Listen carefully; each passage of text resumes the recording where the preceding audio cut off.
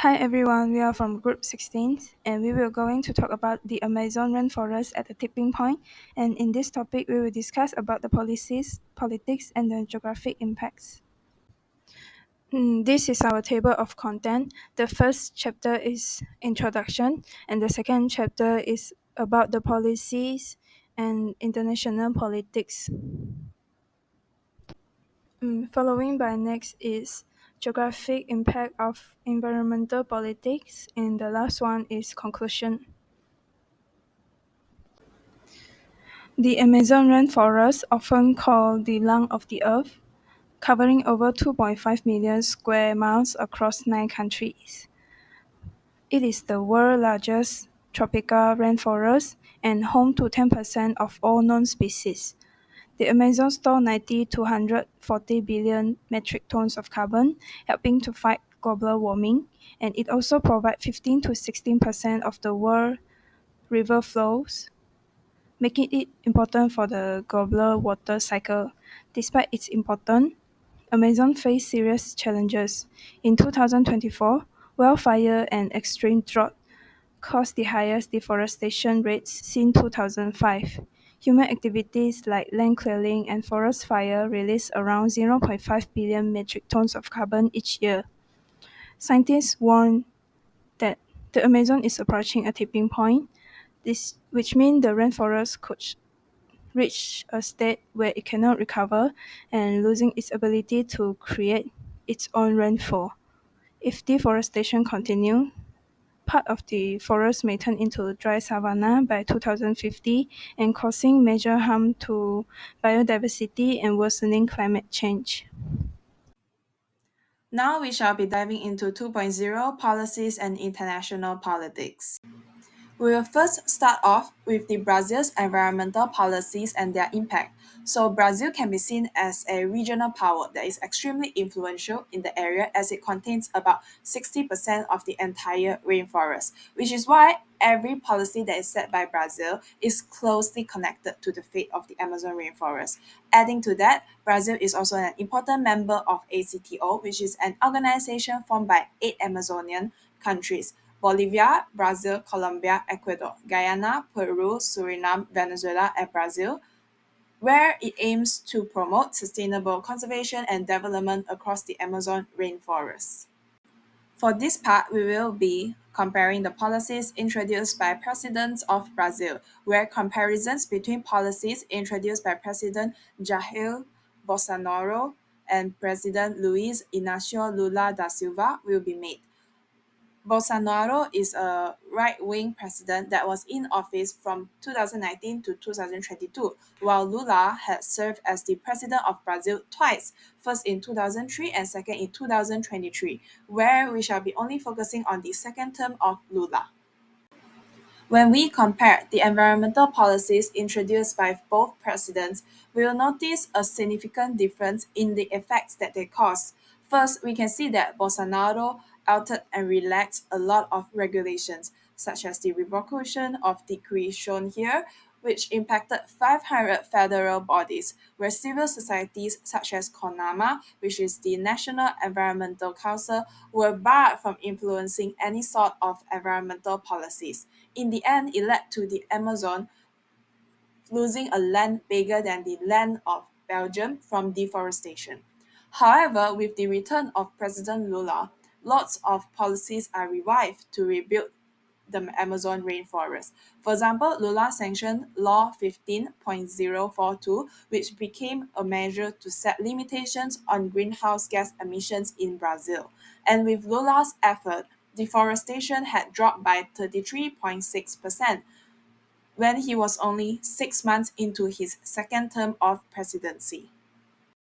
Here is a clearer display of what I meant just now when I said that the Amazon rainforest had lost a land bigger than the land of Belgium. And here are some news that criticize the national policies introduced by Bolsonaro that prioritize the commercialization of agricultural commodities over sustainable use and conservation principles. The doings of Bolsonaro brings the Amazon rainforest nearer to the tipping point where it will turn into a savanna like environment, which is sandy and dry. Ultimately, it will change the makeup of flora and fauna in the Amazon rainforest. Besides that, I would like to add on information about the REDD Plus program that was stressed during the term of Lola. He clarified rules for the REDD Plus program as it is a United Nations Framework Convention on Climate Change and it plays an important role in promoting a low carbon economic model and improve forest governance. This may sound like a huge project that should be driven by international actors, but the funding in the Amazon region has been primarily sourced from Brazil's state and federal public funds rather than international sources. And while investments in the agricultural sector in Brazil reach around USD 55 billion annually, only slightly more than USD 2.2 billion has been committed to REDD plus activities, which is only 4% of what Brazil is capable of giving. Also, the constant shift of priorities from the presidents of Brazil has become a major obstacle to further development and implementation of the REDD Plus strategy, where it can be seen from President Bolsonaro's administration disregarding climate change issues through Brazil's withdrawal from the Paris Agreement. Moving on from that, we knew that Bolsonaro was trying to boost the national capital on the expense of Mother Nature. But actually, there was no significant economic growth in Brazil during the time when he was serving.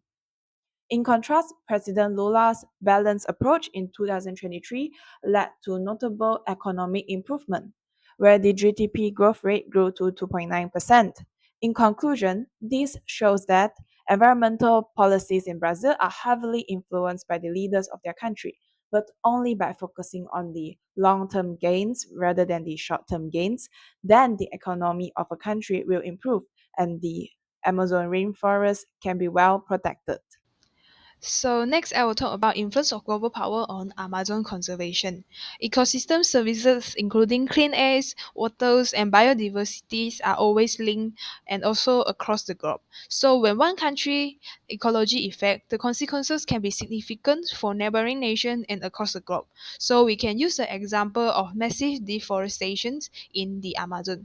So it will causes significant losses in species and their habitats. Also, the eruption to indigenous populations, and it will also increase in CO2 emissions, which contribute to global warming. And the deforestation will also cause negative change to water cycles, which cause severe droughts and also result in forest fire. These alarming incidents has led the global power try to influence policies on Amazon conservation. So I will continue to discuss what United States and European Union have done for Amazon rainforest conservation. First can be shown by the President Biden as the first sitting US president to visit Brazil and Amazon rainforest. This meeting have decided to expand the United States Brazil Climate Change Working Group, which implementing the Amazon Protection Plan and also strengthening the diplomatic ties. US also contribute in Amazon funds where publicly announced that Amazon fund will receive a new 47 million payment, which as part of President Biden's 500 million pledge made in April 2023. This support complete the first 50 millions that the United States has contributed to the fund as a financial commitment to Amazon rainforest conservation. Not only this, United States Treasury Department also established the Amazon Region Initiative Against Illegal Finance with the aim to tackle environmental crimes in the region. This program focuses on criminal organizations that make money through illegal mining, logging, and also animal extracting, in which economic sanctions are initiated by the US in order to stop the illegal financial flow. The EU also promotes strategy to safeguard the Amazon rainforest, in which the member countries are committed funds and managed by European Investment Bank with the aim to Amazon rainforest conservation. And EU also provide more money on Global Gateway Investment Plan, aim to invest 45 million euro in Latin America by 2027. with Amazon rainforest protection as a key focus, where the EU will also contribute to the Amazon Fund. This can be because of Amazon Fund is one of the first climate finance program initiated to stop deforestation as well as to preserve the forest in sustainable way. There is also EU-Mercosur trade deal, which is an agreement between EU and the Mercosur nation, including Argentina, Brazil, Paraguay, and also Uruguay, with the aim to advance environmental preservations. They're creating farm tracking systems such as the IBAMA, which taking the action to reduce Petrobras, the famous in Brazil, to prevent them to application for a digging permit at the source of Amazon River due to the concerns of political consequences on indigenous people and the Amazon rainforest. So this action face also challenges due to political and economical challenges where conflicting interests frequently exist between environmental preservations and also businesses, especially in agribusinesses. It can shows by the increasing global demands for meat and soybean, particularly from ASEAN countries, and also investment in infrastructures and mining program from the nations like China, which has the interest in the Amazon rainforest, has become the threat to the Amazon rainforest to become worse. So this may result policies that put immediate profit over the long-term sustainability. It's crucial to find a balance mean between the cooperations in the international communities to preserve the Amazon rainforest. Here comes the key contribution of NGOs. The Amazon Conservation Association, or we call ACA, works with local community to protect biodiversity and use land sustainably. For example, ACA has helped over 500 Brazil nut harvester family in Peru and conserving nearly 2 million acres of rainforest through sustainable harvesting, while the World Wildlife Fund, or we call WWF, has been active in the Amazon since 1970s, and they focus on protecting forests, wildlife, and local communities. WWF has created a plan called Project Finance for Permanence to fund protected areas long term.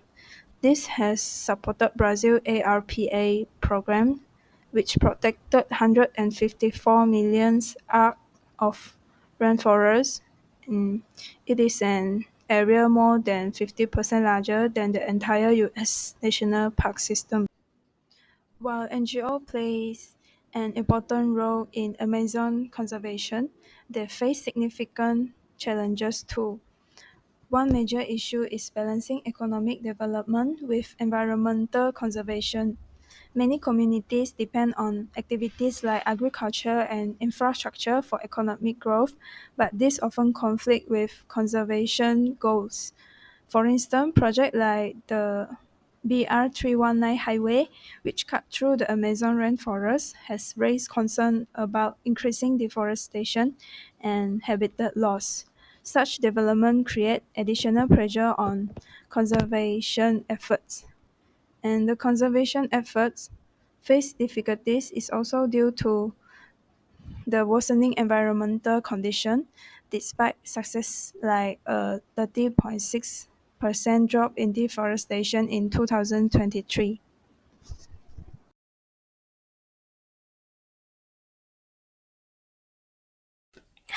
Now, I will be presenting on 3.1 ecosystem changes due to deforestation. We will be discussing the impacts of deforestation, a critical issue affecting ecosystem globally, and how we can learn from successful restoration projects to mitigate its effects. Deforestation causes severe consequences for our environment. Let's start with biodiversity loss. Forests are home to over 80% of the Earth's land species, making them vital for life. However, when forests are cleared, habitats are destroyed, leading to species extinction and reduced genetic diversity. This weakens ecosystems and makes them more vulnerable to threats like climate change. Next is the disruption of water cycles. Forests regulate rainfall and humidity through processes like evapotranspiration. Without them, rainfall decreases, causing droughts and floods. Soil erosion further exacerbates water shortages, harming agriculture and local water supplies. Finally, deforestation impacts soil and climate. Trees enrich soil with organic matter, and that removal leads to nutrient loss, reducing fertility in the soil.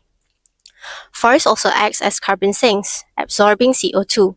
When they're destroyed, stored carbon is released into the atmosphere, contributing to global warming and a dangerous feedback loop for ecosystems. Although the impacts of deforestation are severe, there is hope. Successful restoration projects worldwide show us how we can address this issue effectively. Let me share two examples. The first one is the Trinational Atlantic Forest Pact. This initiative involved Brazil, Argentina, and Paraguay, three countries working together to restore one of the most biodiverse but heavily deforested regions in the world. The project focuses on reconnecting fragmented ecosystems through large-scale replanting efforts. By doing so, it not only enhances biodiversity but also helps restore ecological balance. This initiative is a powerful example of cross-border collaboration and demonstrates that when countries unite for a common cause, they can achieve remarkable results.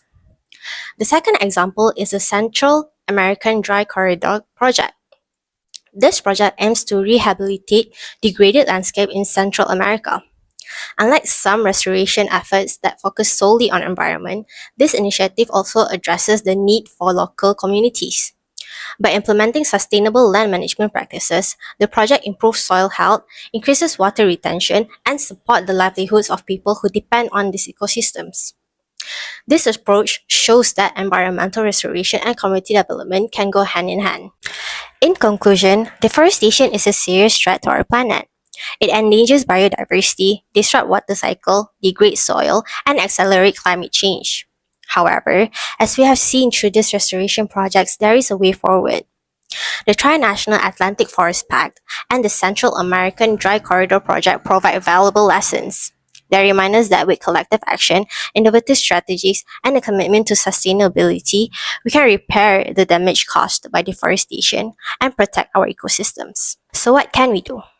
On a personal level, we can support reforestation efforts, reduce our consumption of products linked to deforestation, and raise awareness about the issue.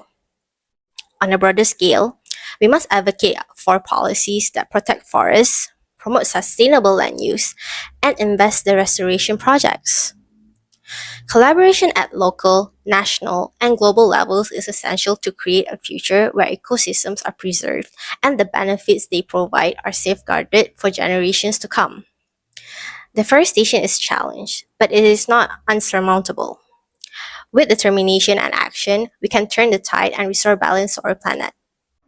Hi, in next I will explain about human migration and displacement as results of Amazon deforestation. In nowadays, the Amazon deforestation in Brazil is rising and are always linked to the climate change. For example, in Singu and Raposa Serra do Sol, the climate-induced tree mortality has increased forest susceptibility to wildfires and leading to further increased vulnerability to drugs and other natural disturbances.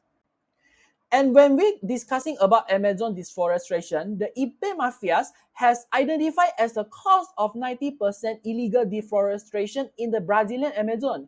Why? Because the Ipe mafias has driven largely by the loggers and criminal networks, for the first. And secondly, the Ipe mafias have the logistical capacity to coordinate the large-scale extraction and sale of timber.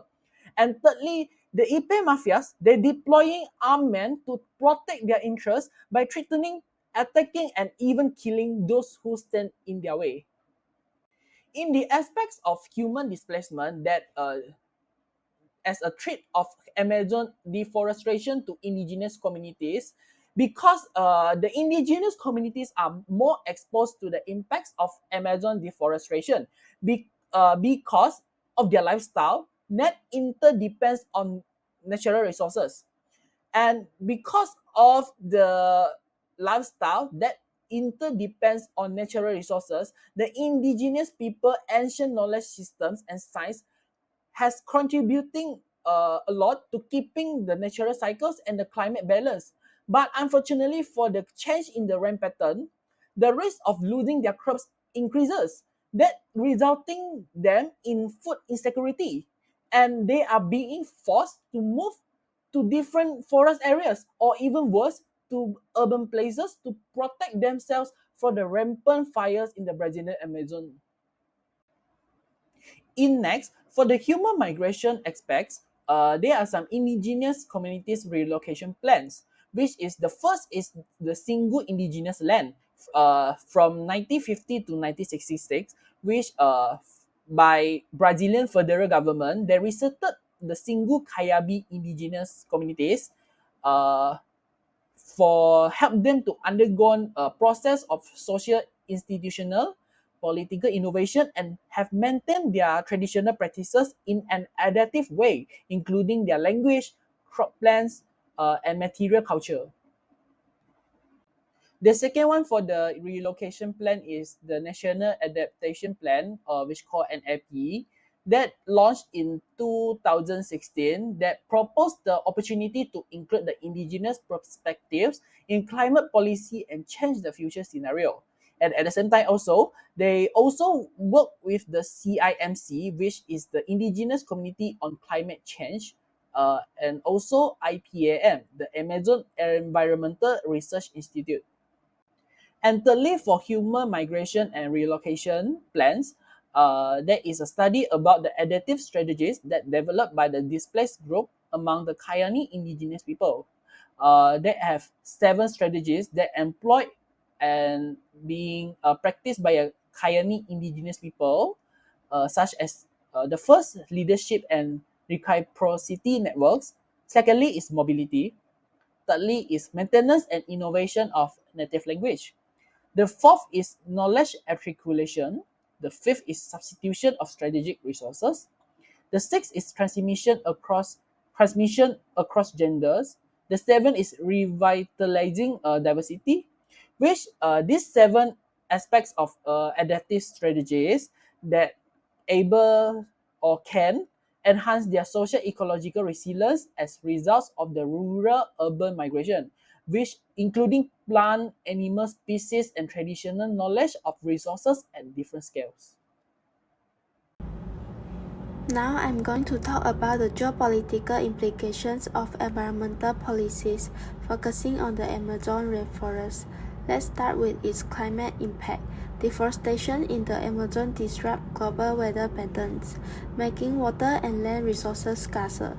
For example, reduced rainfall affects the Amazon River, leading to less hydroelectric power in Brazil and impacting regional trade and navigation. Next is biodiversity and carbon sequestration. The Amazon is home to countless species, many of which could be critical for medicine and agriculture. Shockingly, less than 0.5% of flowering plants in the Amazon have been studied for medicinal use. Unfortunately, deforestation also pushes the Amazon closer to becoming a carbon source instead of a carbon sink, worsening climate change. Now, let's look at international relations and ethical concerns. Countries like Bolivia and Peru, which rely heavily on the Amazon's ecosystem services, are increasingly vulnerable to climate-related disasters. This could lead to more migration and even resource conflicts. Globally, the deforestation of the Amazon raises questions about environmental stewardship and intergenerational equity. There's ongoing debate over how to share financial aid, technology, and policies to protect the Amazon. Finally, global collaboration is essential. Protecting the Amazon requires international efforts that focus on sustainability, equitable resource sharing, and environmental protection. To sum up, the Amazon is vital for the planet. It stores carbon and supports unmatched biodiversity. However, it faces serious threats from deforestation, climate change, and overexploitation. Despite efforts to protect it, economic pressures and weak enforcement of environmental policies remain major obstacles. So what can be done? Nationally, stricter deforestation laws are needed, along with empowering environmental agencies and involving indigenous communities in decision-making. Internationally, we need increased climate funding, stricter trade standards, and better cross-border collaboration to combat illegal logging. We must also promote sustainable alternatives like ecotourism, agroforestry, and renewable energy. Programs like RED Plus can play a key role in restoring the forest and attracting global investment. Ultimately, sustainable development is the key. We need to balance economic growth with protecting the environment. By fostering international cooperation, empowering local communities, and prioritizing innovative policies, we can preserve the Amazon for future generations. This united effort will not only protect the Amazon but also build a resilient and sustainable future for all of humanity.